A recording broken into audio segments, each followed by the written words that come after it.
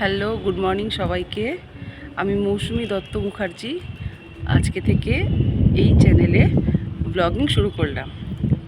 আসলে এর আগে আমি আরও দু একবার চেষ্টা করেছি ব্লগিংটা করার, কিন্তু কন্টিনিউ করতে পারিনি, যে কারণে চ্যানেলগুলো বন্ধ করতে হয়েছে। তো ভাবলাম যে আজকে থেকে নতুনভাবে ফ্রেশভাবে শুরু করি। একদম সকালবেলা এখন ছাদে আছি, এখন বাজে ওই 7:10-15 মতো, 7:15 মতো বাজে। আর একদম ফ্রেশ ফ্রেশ চারিদিকে দারুণ হাওয়া দিচ্ছে। তো ভাবলাম এখান থেকেই ব্লগিংটা শুরু করি, আমার নতুন জার্নিটা এই ছাদ থেকেই শুরু করি, যেহেতু ছাদটা আমার খুব পছন্দের একটা জায়গা। যে কোনো ছাদ আর কি আমার খুব ভালো লাগে, খোলামেলা বেশ হাওয়া। তো যে কারণে ছাদে আর এখানে বসে আছি, ভাবছি একটু হেঁটেই তোমাদের সাথে কথা বলি। দাঁড়ো, চারিদিকটাতেই যেহেতু ফ্ল্যাট রয়েছে, যেদিকেই বসি পেছনের ব্যাকগ্রাউন্ডটা তোমরা ফ্ল্যাটই দেখতে পারবে। আর আমার হাতে কিন্তু রয়েছে ফোন, কোনো স্ট্যান্ড নেই, যে কারণে হাতটা একটু কাঁপতে পারে, সেটা বলে দিচ্ছি। ফোনটা আমি রাইট হ্যান্ডে নিয়ে নিলাম। সকালবেলায় ছাদে কিন্তু দারুণ লাগে, যদিও সুযোগ হয় না, কারণ আমার মেয়ের তো স্কুল, মর্নিং স্কুল। সকাল মোটামুটি 7:20-র মধ্যে স্কুলে চলে যায়, 7টা নাগাদ বাড়ি থেকে বেরিয়ে যাই। তো যে কারণে আর এসে আর ছাদে আসা হয় না, ল্যাথার্জিও আছে আমার। কিন্তু আজকে 13 সেপ্টেম্বর, আজকে থেকে ওর পরীক্ষা শুরু হলো। তো ভাবলাম না, এখন থেকে রোজই ওকে স্কুলে দিয়ে এসে একবার করে অন্তত ছাদে আসবো, একটু হাঁটবো। এই ফ্রেশ হাওয়াটা দারুণ দারুণ। চারিদিকটা একবার দেখিয়ে দিচ্ছি। এই যে চারিদিকেই কমপ্লেক্স রয়েছে, আর এই যে দেখতেই পাচ্ছ সব বাড়ি ঘর। আমি রয়েছি এখন 5th ফ্লোরে, আর এটা আমাদের রেন্টেড অ্যাপার্টমেন্ট, আমরা ভাড়া থাকি। তো এই আরও অনেক কিছু আস্তে আস্তে জানতে পারবে। তারা একবার স্কাইটা দেখাই, সকালের আকাশটা কত সুন্দর। হাঁটতে হাঁটতে এক জায়গা থেকে আরেক জায়গায় চলে আসলাম, ছাদের এক প্রান্ত থেকে আরেক প্রান্ত। আর দেখো পুরো ঘেমে গেছি, পুরো ভিজে একদম আমি এখন। এত গরম এই সময়, এটা তো হয় ভাদ্র মাস, গরমকাল, মানে গরমকালই বলা যায়, গরম প্রচণ্ড ভ্যাপসা গরম। তো অনেক দিন পর ছাদে আসলাম, ছাদে তো আসা হয় না এখন, অনেক দিন পর আসলাম। তো ভাবছি যে মেয়ের পরীক্ষা এখন যে কদিন চলবে, তারপর তো ছুটি পড়ে যাবে, পুজোর ছুটি। ছাদে আসবো রোজ সকালে একবার করে, আধ ঘন্টার জন্য হলেও একটু হাঁটবো, কারণ ওয়েট প্রচণ্ড বেড়ে গেছে, অনেকটাই আমার ওয়েট বেড়েছে। চেষ্টা করবো আস্তে আস্তে ডায়েটে ফেরা, নর্মাল ডায়েটে, মানে চিনি ছাড়া, বিস্কিট ছাড়া, ময়দা ছাড়া, ফাস্ট ফুড ছাড়া, সব কিছু ছাড়া। যদিও খুব একটা বেশি ফাস্ট ফুড আমি খাই না, আবার নর্মাল ডায়েটে ফিরবো, যেটা আমি আগে করতাম। অনেকটাই ওয়েট কমেছিল আমার, আর আমার সিস্টও আছে, যে কারণে একটু মেনটেন করতেও হয়। তো ছাদে থেকে শুরু করলাম, ছাদে একটু হাঁটবো এখন। তো ভাবলাম তোমাদের সাথে একটু কথা বলে নিই, তো এই কারণেই। আর আমার ব্যাপারে ডিটেলস, যেহেতু এটা আমার ফার্স্ট ব্লগ এই চ্যানেলে, আমি বাড়ি মানে নিচে গিয়ে ফোনটাকে এক জায়গায় রেখে তারপর দিচ্ছি, কারণ এখানে তো আমার কাছে কোনো স্ট্যান্ড নেই। আমার কাছে আগে একটা স্ট্যান্ড ছিল, কিন্তু সেটা ভেঙে গেছে, যে কারণে আমি এখন হাতেই নিয়ে ফোনটাকে আমাকে ভিডিও করতে হবে। মানে তারপর একটা স্ট্যান্ড আমি ছোট কিনে নেব, যে কারণে ভিডিওটা একটু কাঁপা কাঁপা আসতে পারে। তো চলো, এই হচ্ছে ব্যাপার। এবার একটু ছাদে হাঁটবো, তারপর নিচে গিয়ে আবার তোমাদের সাথে কথা হবে।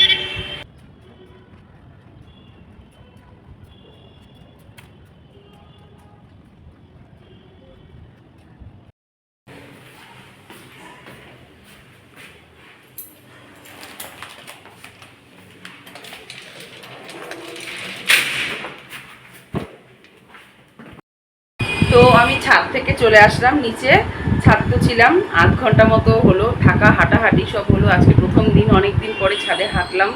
ওয়েট যেহেতু অনেকটা বেড়ে গেছে, দেখে কতটা বুঝতে পারছো জানি না, তোমরা তো আমাকে আগে দেখোনি, বুঝতে পারবে না। তো অনেকটা ওয়েট বাড়ার কারণে এখন হাঁটতেও কিন্তু বেশ অনেকটা কষ্ট হচ্ছে, অনেকটাই ওয়েট বেড়েছে। এখনও আজকে ওয়েটটা করবো ওয়েট মেশিনে, তারপর আমি ডায়েট স্টার্ট চেঞ্জ করে ফেললাম। পুরো ভিজে গেছে, এক তো আমার প্রচণ্ড ঘাম হয়, আর তার মধ্যে ভীষণ গরম, আর আমি অত্যাধিক ঘামি। আর একটু হাঁটাহাঁটি করলাম ছাদে, যে কারণে পুরো ভিজে গেছে, প্যাচ প্যাচ করছে ঘামে। তো ওটা খুলে রেখে দিলাম, একটু পরে আমি ওটাকে ধুয়ে দেবো। তো চেঞ্জ করলাম, করে বসলাম, বসে ভাবলাম যে তোমাদের সাথে একটু আমার সম্পর্কে তোমাদেরকে বলি, কেননা যেহেতু আমি ব্লগিং শুরু করছি এই চ্যানেলে, তো আমার সম্পর্কেও জানাটা তোমাদের একটু দরকার। তো সেই কারণেই একটা ছোট্ট ইন্ট্রোডাকশন ভিডিও। যে এই চ্যানেলটার নাম মৌসুমিজ মেকআপ অ্যান্ড ব্লগ। এটা কেন, তার কারণ আমি একজন মেকআপ আর্টিস্ট, একজন জুনিয়র মেকআপ আর্টিস্ট। এই মাস দিনে হলো আমি আমার মেকআপের কোর্স কমপ্লিট করেছি, তো যে কারণে বাইরে কিন্তু নয়েজ আছে, আওয়াজ হচ্ছে, একটু ইগনোর করো। ওর উপরে ফ্যানও চলছে, প্রচণ্ড গরম, ফ্যান ছাড়া আমি থাকতে পারবো না, যে কারণে ফ্যান চালিয়েই বসেছি। তো ফ্যানের আওয়াজ, বাইরের আওয়াজ সব মিলিয়ে একটু তোমরা কনসিডার করে নিও। তো যে কারণে আমি একজন makeup artist, junior makeup artist, মানে মেকআপ কোর্সটা সবে কমপ্লিট করেছি আর কি, এরকম টাইপের। তো যে কারণে ভাবলাম যে একটা ইউটিউব চ্যানেল স্টার্ট করি, যেখানে আমার মেকআপের ভিডিওস থাকবে। যখন আমি কাজ করবো বা নিজের উপর মেকআপ অ্যাপ্লাই করেও আমি ভিডিও করি, তো ভাবলাম সেটা তো তারপর ভাবলাম যে যদি এমন করলে কেমন হয়, যে যদি একটা মানে ব্লগ আর মেকআপ একসঙ্গে কম্বাইন করে একটাই চ্যানেলে করা হয় তাহলে খুব ভালো হয়। ব্লগিংটা শুরু করার ইচ্ছে ছিল অনেকদিন ধরে, তো সেই জন্য ভাবলাম দুটো চ্যানেল আলাদাভাবে অপারেট করাও আমার পক্ষে একটু মুশকিল হবে। তো তার কারণে একটাই চ্যানেলে আমি সব কিছু মানে মেকআপ অ্যান্ড ব্লগস দুটোই আমি দেবো, যে কারণে এই চ্যানেলটার নাম মৌসুমিজ মেকআপ অ্যান্ড ব্লগ। আমার নাম মৌসুমি। আর আমার পেছনে যে ব্যাকগ্রাউন্ডটা দেওয়ালটা রয়েছে, এটা ইগনোর করো, আমার মেয়ের কাজ দেখো, সারা দেওয়ালে রং, এ তো কিছুই না। পুরো ফ্ল্যাটটা, পুরো ঘরগুলো যখন তোমরা দেখবে তখন তোমরা বুঝতে পারবে যে আমার মেয়ে কী অবস্থা করেছে। আমি তো ছাদেই বলেছিলাম যে আমরা রেন্টেড অ্যাপার্টমেন্টে থাকি, একটা রেন্টেড ফ্ল্যাটে 2 BHK ভাড়া থাকি। তো যে কারণে এই ঘরে পুরো মেয়ে যা করেছে অবস্থা, এটা ছাড়ার সময় যে কী অবস্থা হবে আমাদের আমি জানি না। তো এগুলো একটু ইগনোর করো। এবার আসি মেন টপিকে। আর আমি তো আগেই বলেছি আমার কাছে কোনো স্ট্যান্ড নেই ফোনের, যে কারণে হাতে ধরেই ভিডিওটা করতে হচ্ছে। আর এই একটা কথা, আর একটা পয়েন্ট হচ্ছে ভিডিওর কোয়ালিটি নিয়েও মানে যদি খারাপ থাকে কিছু বলো না, কারণ আমার কাছে আইফোন নেই বা কোনো ক্যামেরাও নেই, আইফোনও নেই, যে কারণে আমি আমার নর্মাল ভিভো একটা ফোন আছে, এই ভিভো ফোনটা দিয়ে আমি ফ্রন্ট ক্যামেরাটা দিয়েই ভিডিও করছি, আর এটা দিয়েই আমি ভিডিওটা শ্যুট করছি। তো এই জিনিসগুলো একটু ইগনোর করো। পরে যদি তোমরা আমাকে ভালোবাসা দাও, আমার চ্যানেলটা দাঁড়ায়, তো তারপরের ব্যাপার, তখন দেখা যাবে আইফোনের ব্যাপারে। সে তো সব ভাবিও না, আমি আমার কাছে এখন যা আছে তাই দিয়েই আমি ভিডিওটা শুরু করে দিচ্ছি। তো চলো এবার আসি মেন টপিকে, সেটা হচ্ছে ইন্ট্রোডাকশান। তো ইন্ট্রোডাকশানের শুরুতেই আমি বলে দিই, হাতে ধরে ভিডিও করছি। ইন্ট্রোডাকশানের শুরুতেই বলে দিই, আমার নাম মৌসুমি দত্ত মুখার্জি। আমার নাম মৌসুমি মুখার্জি, আমার হাজব্যান্ডের টাইটেল দত্ত, যে কারণে আমার নাম মৌসুমি দত্ত মুখার্জি। আর আমার বিয়ে হয়েছে এই 8 বছর হলো। আর আমার ফ্যামিলিটা খুব ছোট্ট, আমি, আমার হাজব্যান্ড আর আমার মেয়ে 5 বছর বয়স। ওর ভালো নাম আভিষা দত্ত মুখার্জি, আর আমার হাজব্যান্ডের নাম সৌম্যদেব দত্ত। তো যখন ইন্ট্রোডাকশান আমার দিচ্ছি, তো ওদের ইন্ট্রোডাকশান দেওয়াটাও জরুরি আমি মনে করলাম। আমার মেয়ের বাড়ির নাম উর্জা। তো এটাই হচ্ছে ব্যাপার। এবার অনেকে বলতে পারো যে মেয়ের নাম কেন দত্ত মুখার্জি, কারণ এটা আমার মনে হলো যে আমার টাইটেলটাও মেয়েটাকে দিই। তো এটাই ব্যাপার। বাবার টাইটেল তো আছেই, মায়ের টাইটেলটাও থাক, আর বড় হয়ে তারপর ও যদি না রাখি ওর ব্যাপার, সেটা ওর ভবিষ্যতের ব্যাপার। তো এই হলো ব্যাপারটা, ক্লিয়ার করে দিলাম নামের ব্যাপারটা। এরপর আসি আমি কোথায় থাকি। আমি থাকি দমদম নাগের বাজারে আমি থাকি। এখানেই আমার ফ্ল্যাট, মানে আমরা রেন্টে থাকি। আর আমাদের ফ্ল্যাটের থেকে ঠিক 2টো ফ্ল্যাট পরেই আমার শ্বশুর বাড়ির ফ্ল্যাট, মানে ওইটা নিজেদের বাড়ি, নিজেদের ফ্ল্যাট আর কি, শ্বশুর শাশুড়ি ওখানে থাকে, আর আমরা এখানে রেন্টে থাকি। আমরা মানে বিয়ে হয় আমার 2017-র 28শে ফেব্রুয়ারি। তো যে কারণে তারপরে বিয়ের 7 দিন পরে আমি ব্যাঙ্গালোর চলে যাই। ব্যাঙ্গালোর চলে যাওয়ার কারণে প্রথম থেকে আমার সংসারটা আলাদাই ছিল, কারণ আমি যেহেতু নতুন সংসারটাই আমি শুরু করেছি ব্যাঙ্গালোরে। আমার হাজব্যান্ড যেহেতু ব্যাঙ্গালোরে চাকরি করতো, আইটিতে আছে। আমার হাজব্যান্ড কী করে বলে দিই, আমার হাজব্যান্ড আইটিতে আছে, সফটওয়্যার ইঞ্জিনিয়ার। যে কারণে ওর যখন আমার বিয়ে হয় তার আগেও পুনেতে ছিল, এছাড়াও হায়দ্রাবাদেও ছিল, কিন্তু আমার যখন বিয়ে হয় তখনও ব্যাঙ্গালোরে ছিল। তো যে কারণে আমার বিয়ের 7 দিন পর, বৌভাতের পর মোটামুটি 5-6 দিন, হ্যাঁ 5-6 দিন পর, বা 5-6 দিন বা 7 দিন পরই আমি ব্যাঙ্গালোর চলে যাই। ওখানে গিয়ে আমার নতুন সংসার শুরু হয়। সবটাই আমি একা নিজের হাতে করি, টুকটাক করে। তখনকার মানে এক্সপিরিয়েন্স তখন কম ছিল, আস্তে আস্তে যতদিন বেড়েছে আরও বেশি অভিজ্ঞতা হয়েছে সব দিকেই, নানা রকম নতুন সংসার সমস্তটাই নিজের হাতে করা। আর আমার হাজব্যান্ড যেহেতু খুব একটা সময় পেত না, কাজ করতো, অফিসের কাজ থাকে, আইটিতে যারা চাকরি করে তারা তো জানোই, যাদের নলেজ আছে, যে প্রচুর প্রেশার থাকে। তো সম্পূর্ণটাই আমার নতুন। মানে আর নিজের হাতে করা আর কি সংসার, বাসনপত্র কেনা থেকে জিনিসপত্র কেনা থেকে ঘরে আস্তে আস্তে টুকটুক করে মানে সবটাই করেছিলাম। তো ব্যাঙ্গালোরে প্রায় অনেক দিন আমি ছিলাম, বছর 3-4 ছিলাম। দুটো বাড়ি চেঞ্জ করেছিলাম। প্রথমে একটা বাড়িতে থাকতাম, তারপরে ওটা একটা 1 BHK ফ্ল্যাট ছিল আমার মনে আছে। রান্নাঘরটা খুব ছোট ছিল, রান্নাঘর ছিলই না, মানে ডাইনিংয়ের সাথে একটা রান্নার জায়গা ছিল। আমার নাকটা ঠিক আছে, ঠান্ডা লেগেছে আমার। তো ডাইনিংয়ের সাথে একটা রান্নার জায়গা ছিল ছোট্ট, সেখানেই রান্না করতাম। মানে খুব কম একটা স্পেস ছিল, মানে খুবই কম একটা স্পেস ছিল। মানে একটা গ্যাসের সিলিন্ডার, তখন গ্যাস একটা সিঙ্গেল বার্নার ছিল, আর একটা ইন্ডাকশন ওখানে গিয়ে কিনেছিলাম, এতে আমি রান্না করতাম। আর একটা ঘর ছিল, আর ঘরের সাথে অ্যাটাচ একটা বাথরুম ছিল, আর একটা ডাইনিং ছিল। তো 1 BHK একটা ফ্ল্যাট ছিল, ডাইনিংটা বড় ছিল। তো 1 BHK ওই ঘরটা থেকেই আমার সংসার শুরু। আমি খুব খুশি ছিলাম, মানে তখন আর কি, যে যাই হোক নতুন সংসার, নিজের হাতে সবটা করা, তো বেশ আনন্দেই আমাদের দিনটা কেটেছে। তারপর ব্যাঙ্গালোরে আমার মেয়ে, আমি যখন প্রেগনেন্ট হই ব্যাঙ্গালোরেই, বিয়ের 1.5 বছর পর, তারপরে গিয়ে আমাদের মনে হলো যে না, একটা 1 BHK একটা ঘরে একটু অসুবিধা হচ্ছে, 2 BHK ফ্ল্যাট নেওয়ার প্রয়োজন আছে। তো আমার মেয়ে যখন খুব ছোট, মানে তখন ওই 2 BHK ফ্ল্যাটটা নেওয়া হয়েছিল। সেটা আরেকটা জায়গায়, অন্য জায়গায়, বেশ বড় ফ্ল্যাট ছিল ওটা, অনেকটা বড়, বড় বড় ঘর ছিল দুখানা। আর কিচেনটা তো বিশাল বড় ছিল, মানে কি বলবো, কিচেন মানে কিচেন একটা রুমের মতো, বিশাল বড়, বিশাল লম্বা ছিল, কিন্তু চওড়াও ছিল, বিশাল বড় ছিল কিচেন।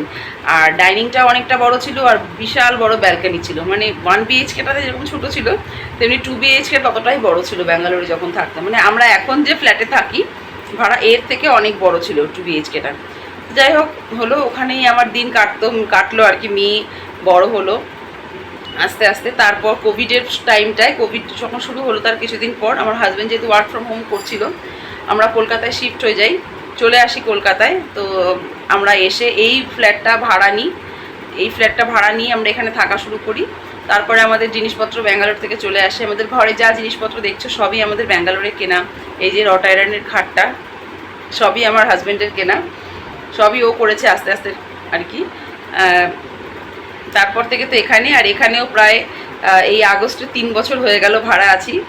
তো অনেকটা দিন আমার জীবনটা, মানে অনেকটা দিনই কেটেছে ভাড়ায়। প্রায় 8 বছর আমি ভাড়া আছি, দুটো, আর এটা নিয়ে 3টে বাড়ি, ব্যাঙ্গালোরে দুটো। তো 3টে বাড়ি মানে চেঞ্জ করা মানে তো বুঝতেই পারছো প্রচুর কাজ, সেই জিনিসগুলো বারবার শিফট করা, সেগুলো গোছানো, ভীষণ খাটনি। তো এটা 3 নাম্বার বাড়ি। আর তারপর আমাদের ফ্ল্যাট কেনা হয়ে গেছে, ফ্ল্যাট প্রায় কমপ্লিট।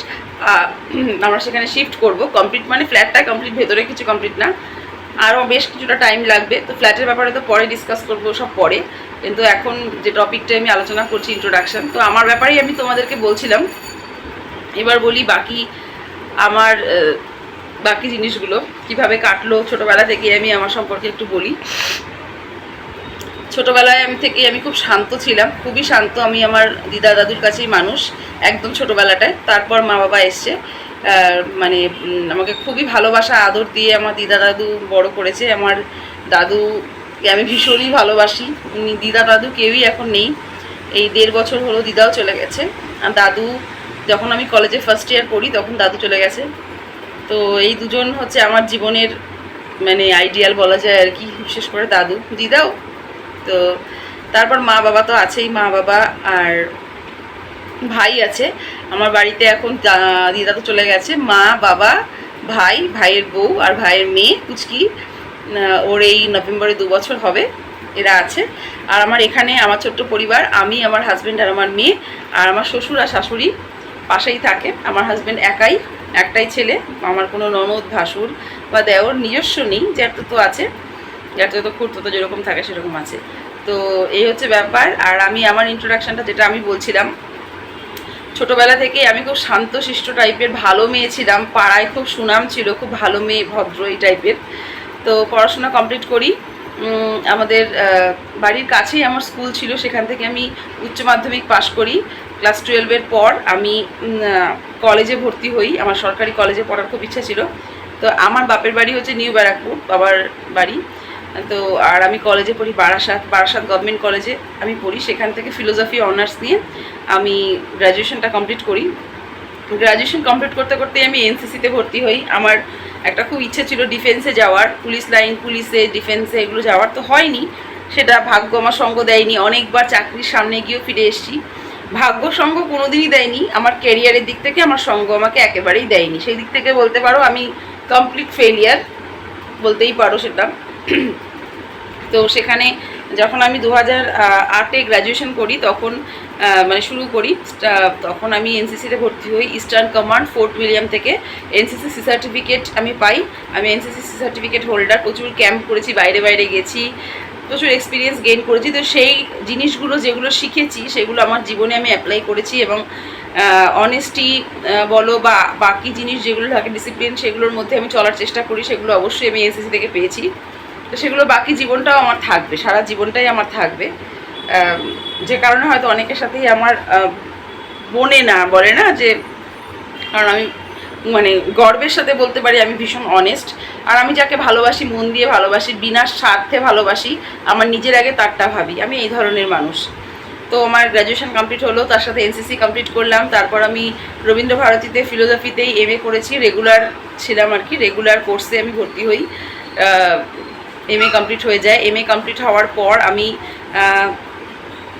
যেহেতু আমি আমাদের ফিনান্সিয়াল অবস্থা খুব একটা ভালো ছিল না মানে বাবার, যে কারণে আমি বিটেক বলছি, আমি বিএডের দিকে যাইনি। আমার খুব একটা ইচ্ছেও ছিল না। আমার ইচ্ছে ছিল ডিফেন্স লাইনে, পুলিশ লাইনে। তো প্রচুর পরীক্ষা দিই, অনেক পরীক্ষায় সফল হয়ে রিটেনে, ফিজিক্যালে গিয়ে আটকে যাই, অনেক জায়গায় এভাবে আটকে যাই, মানে যে কারণে হয়নি, ওটা হয়নি। তো এমএ কমপ্লিট করার পর থেকে নিজেই আমি কম্পিটিটিভ এক্সামের জন্য পড়তাম টুকটাক। খুব বেশি এফোর্ট দিতে পারিনি, কোনোদিনও কোনো টিচার আমি সেভাবে নিইনি।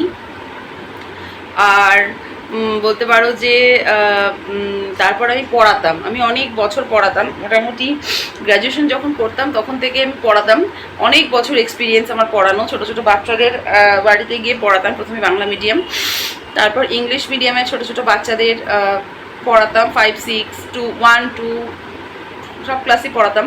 তারপর ক্লাস 7ও পড়াতাম। তারপর আমি নিজের বাড়িতে বাংলা মিডিয়ামের ব্যাচও পড়িয়েছি, 11, 12ও পড়িয়েছি। তো প্রচুর পড়ানোর একটা এক্সপিরিয়েন্স আমার আছে। পড়াতে কিন্তু অ্যাজ এ স্কুল টিচার হবো সেটা কখনো ভাবিনি, কিন্তু পড়াতে, কিছু বোঝাতে, এগুলো আমার খুব ভালো লাগে। প্রায় বলতে পারো আমার 8-10 বছর এক্সপিরিয়েন্স আছে পড়ানোর। বিয়ের 7 দিন আগে অবধি আমি পড়িয়েছি। তারপর তো ব্যাঙ্গালোর চলে যাই, সেই লাইনটাও বন্ধ হয়ে যায়। তো ফিনান্সিয়াল দিক থেকে আমি আস্তে আস্তে উইক হয়ে যাই, আমি আমার কথা বলছি আর কি।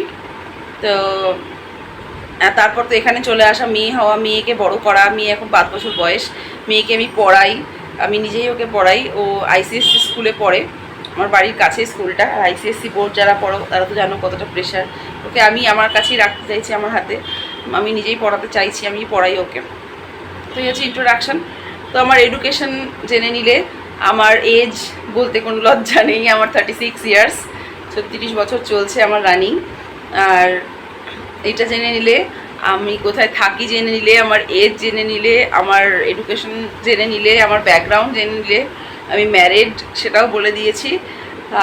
আর কি, ব্যাস এটুকুই। তো ব্যাস এটুকুই। আর যদি কিছু জানার থাকে, আর যদি কোনো কোয়ারিজ থাকে আমার ব্যাপারে, তোমরা আমাকে কমেন্ট করো, আমি অবশ্যই তোমাদের রিপ্লাই দিয়ে জানিয়ে দেবো আমার ব্যাপারে। আর আস্তে আস্তে ভিডিও যত করবো তত তো আরও বেশি আমার সম্পর্কে জানতে পারবে। আরও যদি কিছু জিনিস মানে মাথা থেকে আউট হয়ে যায় সেগুলো আমি বলবো। তো চলো এইটুকুই রাখছি ভিডিওটা, আবার দেখা হচ্ছে অন্য ভিডিওতে। টাটা।